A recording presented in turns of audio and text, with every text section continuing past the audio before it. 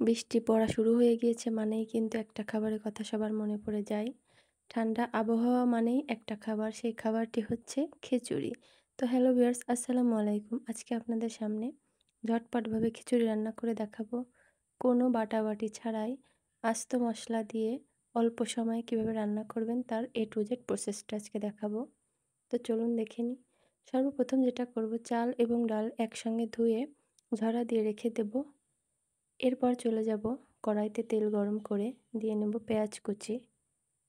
তো এখানে আমি 1.5 কাপ পেঁয়াজ কুচি দিয়ে নেব। পেঁয়াজের পরিমাণটা একটু বেশি রাখবেন। এখন দিয়ে নেব আস্ত জিরা।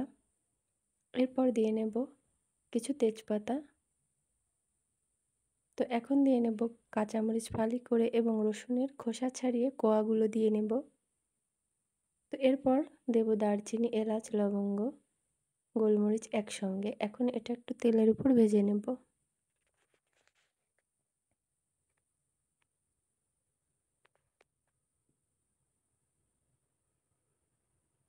বেশ কিছুক্ষণ এটা একটু ভেজে তারপর চাল এবং ডালটা দিয়ে নেব।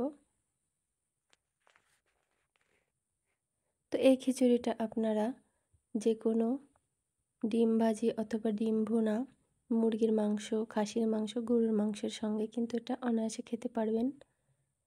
কারণ এই বাংলাদেশি যে খিচুড়িটা, ঝরঝরা খিচুড়িটা, এই খিচুড়িটা সব কিছুর সঙ্গে খাওয়া যায়।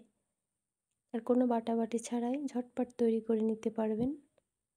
তো এখন এভাবে আমি একটু হালকা ভেজে নেব। তারপর এর মধ্যে দিয়ে নেব পরিমাণ মতো হলুদ আর পরিমাণ মতো লবণ। দিয়ে আবারও একটু নেড়েচেড়ে মিশিয়ে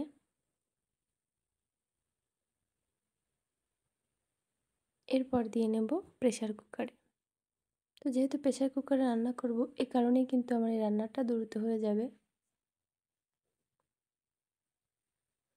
তো সম্পূর্ণ চাল ডাল মশলা সম্পূর্ণ ঢেলে দিয়ে এখন পরিমাণ মতো পানি দিতে হবে চালের অনুপাতে। তো এখন কিছু আলু দিয়ে নেব। আলুটা প্রথমে ভাবছিলাম দিব না, তারপরে ভাবলাম যে 2-3টে আলু ছোট করে কেটে দিয়ে নিই।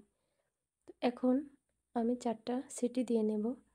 4টা সিটি দেওয়ার পর এই অবস্থা। এখন আপনাদের একটু নেড়েচেড়ে মিশিয়ে দেখাচ্ছি, দেখুন মাশাআল্লাহ কতটা সুন্দর হয়েছে। যেমন সফট হয়েছে তেমন ঝরঝরা। তো এভাবে কিন্তু আপনারা বাসায় খুবই দ্রুত সময়ে এই খিচুড়িটা তৈরি করতে পারেন। তৈরি হয়ে গেল আমার ঝরঝরা পারফেক্ট খিচুড়ি। তো আজকের ভিডিও আপনাদের কাছে কেমন লাগলো কমেন্ট করে জানাতে ভুলবেন না।